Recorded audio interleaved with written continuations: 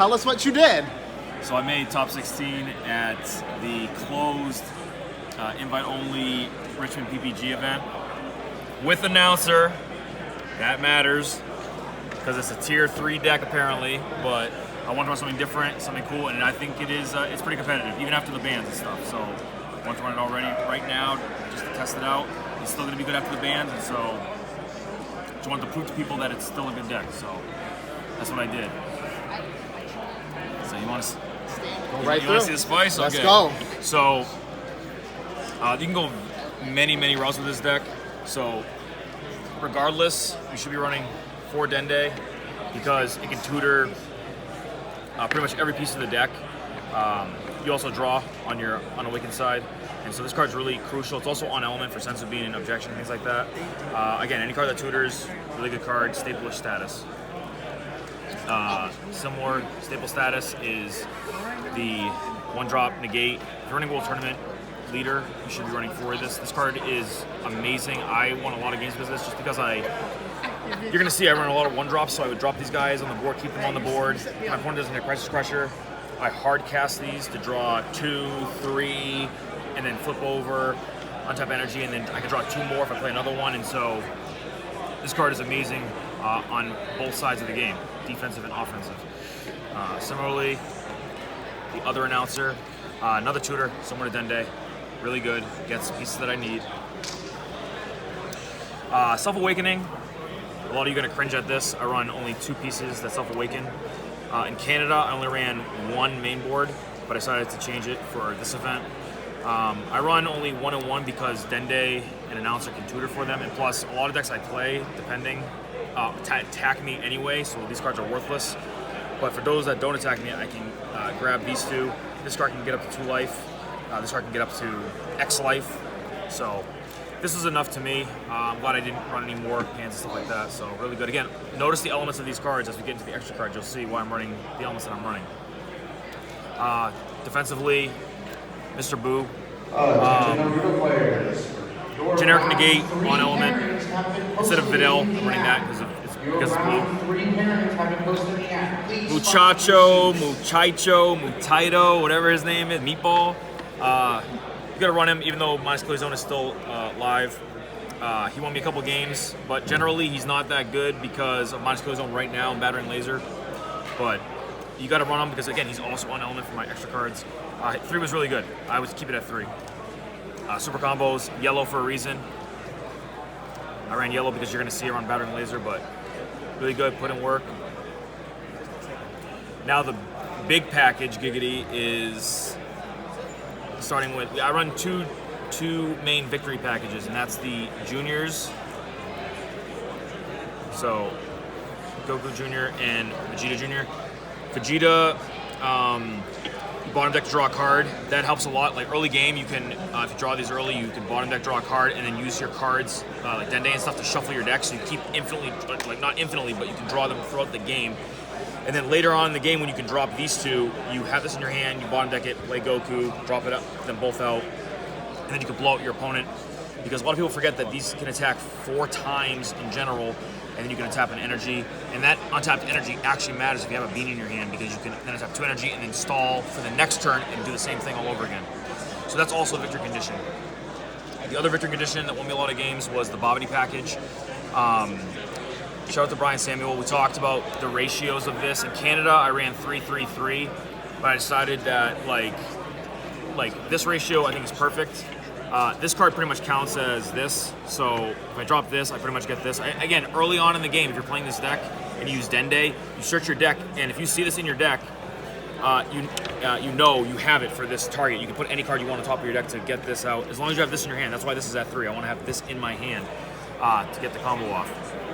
So this is one of many games as well, because 35k triple strikers, especially with in combination with battering. So those are my victory packages. Again, some games I dropped them back to back, or I had explosive turns where I can do triple strike, and then drop the juniors and stuff. Depends on the state of the game. In Canada, I ran 2 of this. I probably should have ran 2 of this main board here at this event. This card's amazing. This card's amazing in a lot of decks that aren't. World Martial Arts because a lot of people are running Roshi and Shen. So if you are running Roshi and Shen in your deck to draw, and like if you're running Brawly and you're running Roshi and Shen to blow up your hand really big, you can sack your own Roshi and Shen and apply pressure to your opponent. That's pretty amazing later in the game. He finished off a lot of games for me because people don't expect him. Because again, I'm dropping a lot of 1-drops. I have a lot of fodder. Even after swinging with these two guys, you can end the game with that. So I believe those are the battle cards. Extra cards, obviously, 4 Sense of Being. Untaps Energy, a loss for explosive turns that I was talking about, where you can drop Juniors, Awaken, and then drop the Bobby package. Objection, 3 is perfect. I don't want to run 4. Naruto players, 3. Once again, please find your name and find your sheets on the Well, we're going to draw this almost every single game. And then, again, you want a few empty tables. boost your energy up so that you can drop these early on and apply significant pressure to your opponent. Battering, as I mentioned before. 2 is the perfect number, I think. 3 was kind of clunky. In Canada, I ran 2. Here, I ran 3. It was kind of like, yeah, I did have enough yellow at all times because you never really use this unless you're super combo, so I'd keep this in my hand. If I knew I was going to win with the Triple Striker, I would Battering and destroy this just to get the effect. But I probably should have run another King Piccolo instead of this, but it worked out. It was still good. And finally, 3 Power Bursts. This card is, I don't want to say broken, but this card is like extremely good. It played me a lot of games with this. There were actually one of my top, my last round in Swiss and top matches last week in Canada with this combo right here, where I had this in my hand. They attack me, negate, get this back, drop it, negate, double negate, and then I went on the swing back. And so that is the deck. You want to see the sideboard? Oh yeah. Okay, the sideboard. Actually put in a lot of work as well. The sideboard, 15 cards.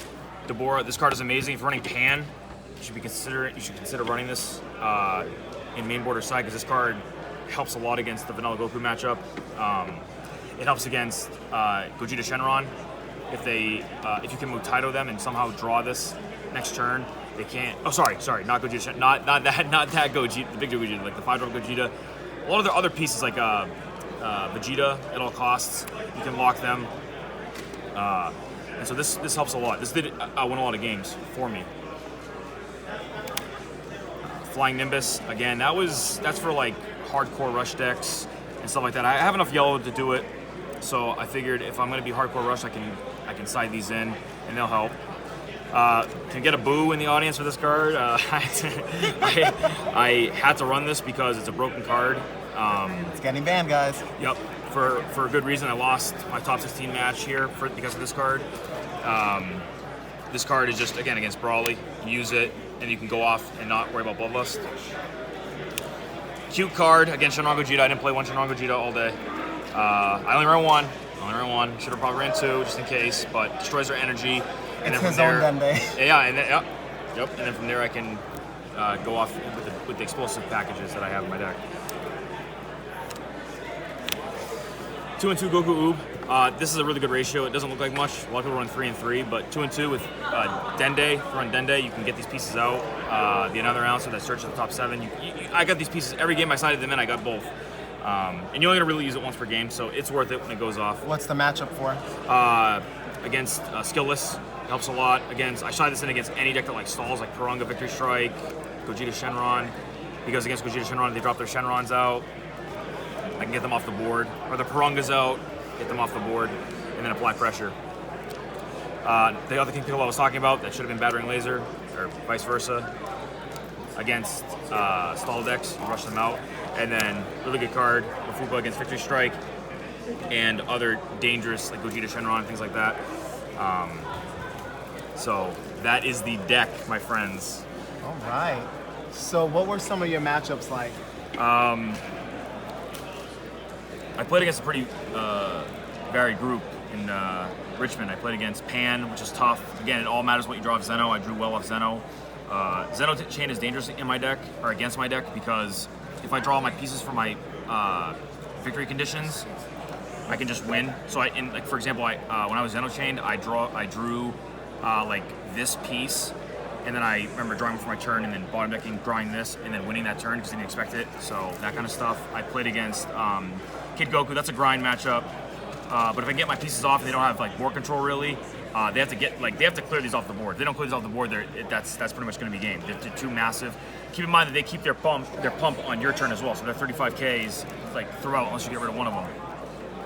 I also played against Dende Frieza, which I don't like. Again, against this deck, like if you're playing my guys when I'm not awakened, I'm drawing every time you're playing a guy. And a lot of times you do not want to play like a lot of these cards in my, like you want to play the small draws, but you do not want to play, you do not want to play these guys against out on the board early. And then the top card I lost a Purunga Victory Strike because minus Killing Zone. Anthony knows.